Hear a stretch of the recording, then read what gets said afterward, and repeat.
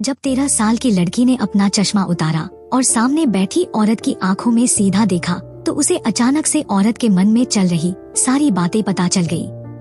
उसे यहाँ तक पता चल गया कि वो औरत एक स्कैमर है। जन्म से ही इस लड़की के पास एक खास शक्ति थी। वो सिर्फ किसी की भी आंखों में देखकर उनके विचार पढ़ सकती थी। उस लड़की का नाम इनय है। वो बॉक परिवार की तीसरी पीढ़ी की सदस्य थी। उनके परिवार के सभी सदस्यों के पास कोई न कोई असाधारण शक्ति थी। जैसे इनय की दादी को नींद में भविष्य देखने की ताकत थी और इनय की आंटी डोंगही के पास आसमान में उड़ने की शक्ति थी। खासकर इनय के पिता ग्वीजू के पास समय में पीछे जाने की शक्ति थी, लेकिन फिलहाल वे अपनी शक्तियों का इस्तेमाल नहीं कर सकते थे।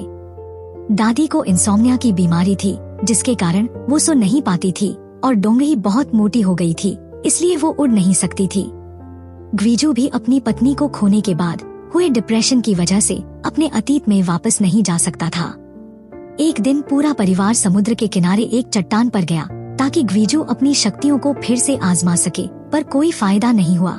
परिवार की हालत देखकर अब मानहोइन का सिर दर्द से फट रहा था। अगर यही चलता रहा तो ये शक्तियां शायद हमेशा के लिए गायब हो जाएंगी। अचानक ग्वीजू समुद्र में गिर गया।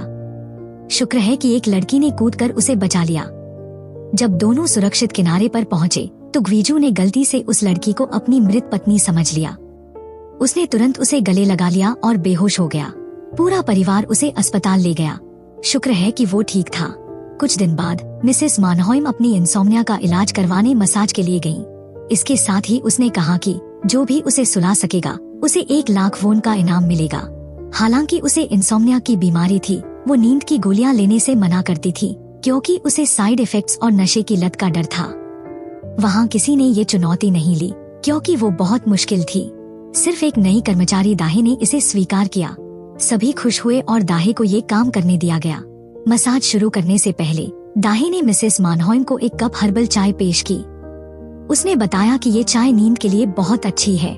मिसेस मानहोइम ने उस पर भरोसा किया और चाय पी गई। फिर दाहे ने मसाज शुरू की। मानहोइम को वहाँ के बाकी स्टाफ से अलग कुछ महसूस हुआ। दाहे के हाथों और प्रोफेशनल टेक्निक की वजह से मानहोइम धीरे धीरे गहरी नींद में चली गईं। जब वो उठी तो मानहोइम को बहुत आश्चर्य हुआ और दाहे की सर्विस से बहुत खुश हुई। उसने तय किया कि वादे के मुताबिक दाहे को 1 मिलियन वोन देंगी। जब मिसेस मानहोइम ने दाहे के चेहरे को ध्यान से देखा तो अचानक उसे एहसास हुआ कि दाहे वही लड़की थी जिसने कुछ दिन पहले उनके बेटे को बचाया था।